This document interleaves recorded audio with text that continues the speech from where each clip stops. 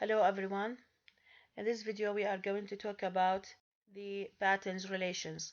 As you remember, we talked in the classes that there are four types of relations that connect between the seven patterns of the simple sentence that we explained. The first relation is called conversion, and we said that it is a grammatical process that involves changing the verb from one behavior to another, from intransitive to transitive. And when we change the verb in this way, we are also going to change the pattern of the sentence that in which the verb in which such a verb is found. For example, if you examine the sentence she sings, we can say that this sentence belongs to pattern number 7 because it consists of only the subject plus an intransitive verb. But when we expand the sentence to have a direct object, the verb is going to be changed from intransitive to monotransitive, and the pattern is going to be changed from pattern number 7 to pattern number 3. So the sentence becomes she sings a song. So this means that this relation conversion can connect between two patterns. In the case of this sentence, these sentences she sings and she sings a song, we have a relation that connects between pattern 7 and pattern 3. The second type of relation that connects between patterns is the passive transformation. You remember that we said the patterns that have in their structure transitive verbs followed by direct objects can be changed into passive. So such sentences have two forms, active and passive. We need the direct object. Why? Because here the first step in changing the sentence from active into passive requires us to delete the subject. So we need another element to come in the sentence, found in the sentence, to come and take the place of the subject, and this element is going to be the object. For example, we have the sentence, he broke the window. This is a sentence that belongs to pattern number 3. When it is changed to the passive, it will become the window was broken. So you see here, we change all the structure of the sentence, and even the pattern of the sentence has been changed from pattern number 3 to another structure. So the structure in the passive becomes only the window was broken. The window is the subject, while was broken, this is a verb. And we wrote with the verb that it is PASS, which means that it is a verb in the passive.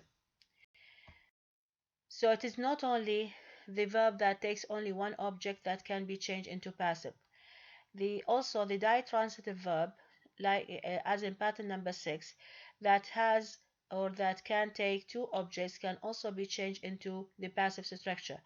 But the difference here is that with the ditransitive verbs, we are going to have, in fact, two sentences in the passive and not one. Why is that? Because we have two forms or two objects, indirect and direct object. Each one of them can take the place of the subject and make a new sentence in the passive. For example, if we examine the sentence, I gave the poor a penny, this sentence belongs to pattern number 6. When I want to change it into passive, either I can use the poor as the indirect object to be the subject in the passive, and here it is going to be the poor was given a penny. And you see here the sentence in the passive has been changed, the pattern of the sentence has been changed from pattern number 6 to another one, so it becomes subject, verb in the passive, and direct object as if it belongs to pattern number 3.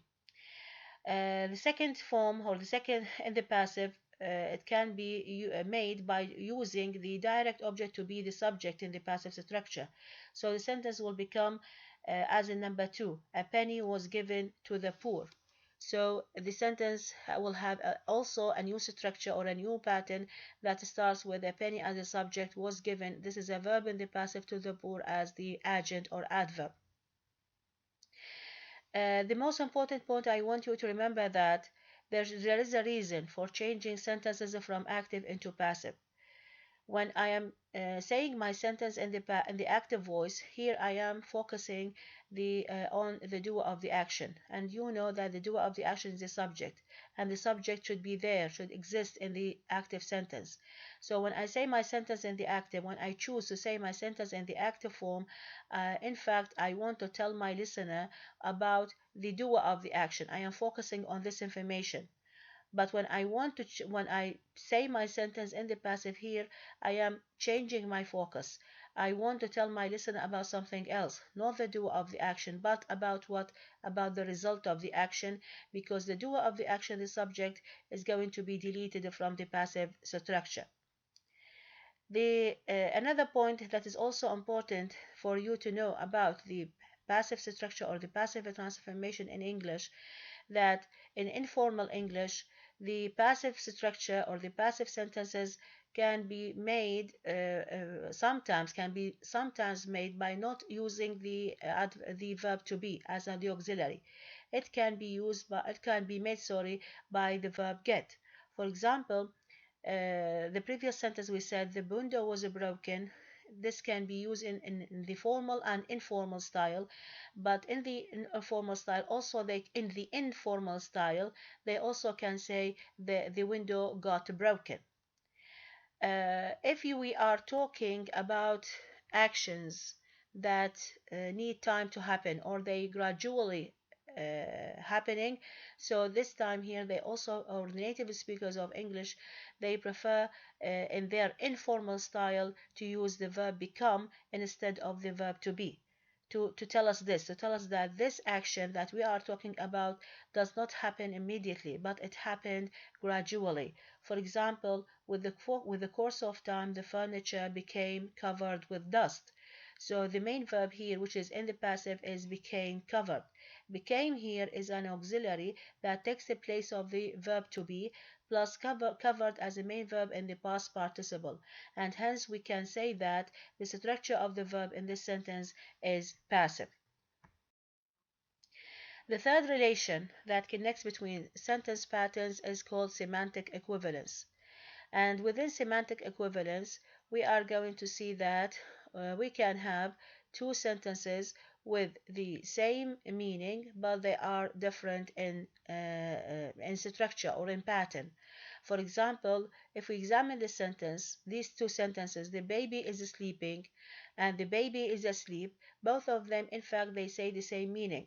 They tell us the same information. But the way we say it, the pattern we choose to say each sentence in is different from one sentence to another. The baby is sleeping is a sentence that belongs to pattern number 7 because we have the baby as a subject, the is sleeping as the intransitive verb. While the baby is asleep, this sentence belongs to pattern number 2 because we have this baby as the subject, as the intensive verb, asleep as an adjective that functions as subject complement. And we have taken other examples. For example, if you remember, the house is blazing and the house is ablaze. He is jobless or he is without a job. All of these examples, they have this relation that we called semantic equivalence, which means two sentences with having the same meaning, but they are said in two different patterns. The last sentence is the intensive relation. The intensive relation is found, as we said, between two elements in the sentence when they are related to each other, when they complement each other. This relation is usually found in the sentences that contain the subject complement and the object complement. And you remember that the subject complement is related to the subject, while the object complement is related to the object.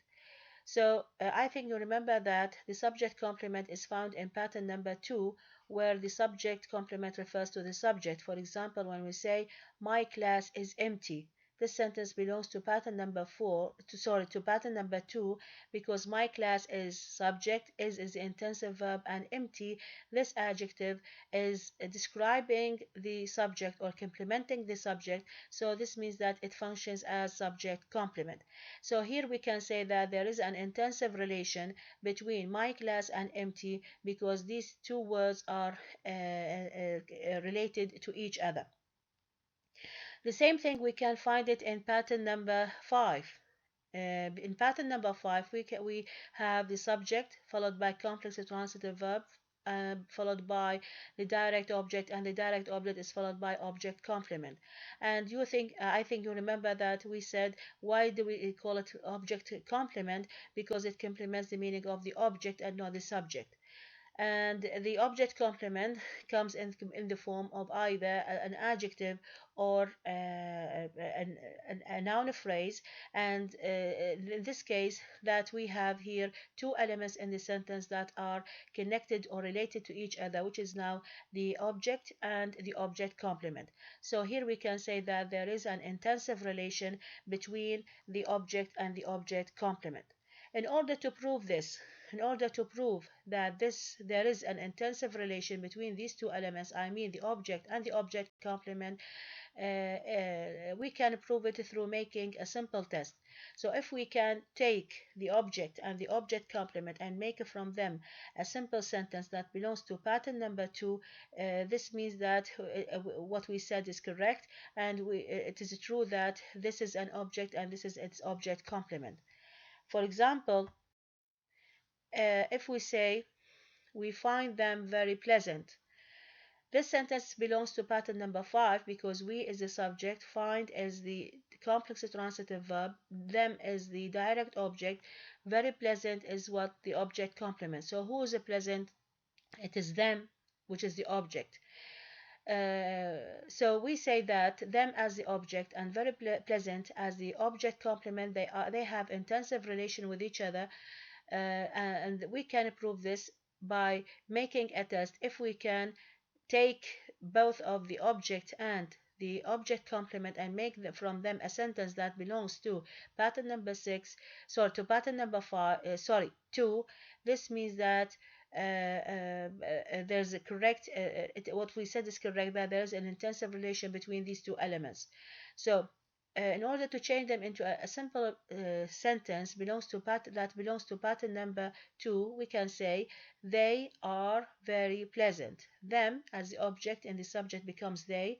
Then we need a verb, an intensive verb, and here in pattern number 2 we can use the adverb to be are, and then very pleasant is going to be the subject complement. Another example, Carol made Jim and Mark her assistants. So Jim and Mark, this is the direct object. Her assistant, this is the object complement. Who are the assistants? They are Jim and Mark. And what is the function of Jim and Mark in the sentence? It is the direct object. So we say that there is an intensive relation between the direct object, Jim and Mark, and the object complement, her assistant. To prove this, we say we can change this into a simple sentence that belongs to pattern number 2. We can say that Jim and Mark either we say are or become Carol's assistants. And when we examine the pattern of the new sentence, we can say that it is pattern number 2. Also, intensive relation can also be found between the subject and the adverb, especially the adverb of a place in pattern number 1, and the object and the direct object and the adverb of a place in pattern number 4. For example, he wants the payment in dollars. He wants the payment in dollars. This is a sentence that belongs to pattern number 5. To pattern number 4, because we have he as a subject, wants as the verb, complex transitive verb, the payment is the direct object in dollars. This is an adverb of a place, and it is, if you remember, this is not a real adverb, it is a metaphorical adverb. And it comes in the form of a prepositional phrase. So here, the payment as a direct object and in dollar as the adverb, they have intensive relation because they are related to each other. We can simply change them into a simple sentence that belongs to pattern number 2 when we say the payment is in dollars.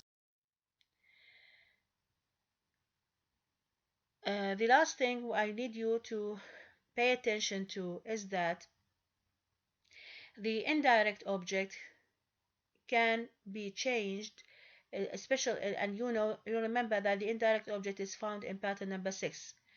So the indirect object can be changed into a prepositional phrase. So let us read this note. Subject, verb, indirect object, direct object clauses, and this is pattern number 6, can also be transformed into, this is subject, verb, OA, clauses by changing, this is not A, please, there's a mistake here in the printing. This is SVOA clauses by changing the indirect object into a prepositional phrase with to, for, or with, or against. For example, he bought his wife a ring. This sentence belongs to pattern number 6 because he is the subject, bought is the verb, his wife is the indirect object, and a ring is the direct object. So since we have two objects, the verb bought is a ditransitive verb and the sentence belongs to pattern number 6. I can say this sentence in another way by he bought a ring to his wife. So the sentence becomes having this pattern. He as a subject, bought is the verb, a ring, this is the direct object, and to his wife is the adjunct or the adverb. And by the way, here to his wife can be deleted from the sentence. It is optional, that's why we can put it between two brackets to say that it is optional. Another sentence, I played him a game of chess. There are two objects, and a him is the indirect object, and a game of chess it is the direct object. I can say it in another structure by changing him from the simple indirect object from simple pronoun into a prepositional phrase to be the adjunct or the adverb. I can say I played a game of chess either with him if we are playing in the same team or against him if we were competing against each other. So the point here that a game of chess, this is the direct object, while with or against him, this is an adverb that can be optional in the sentence. So you see here when we change the indirect object from a simple pronoun or a simple noun to a prepositional phrase, here also we have changed the pattern from pattern number 6 to pattern number 3.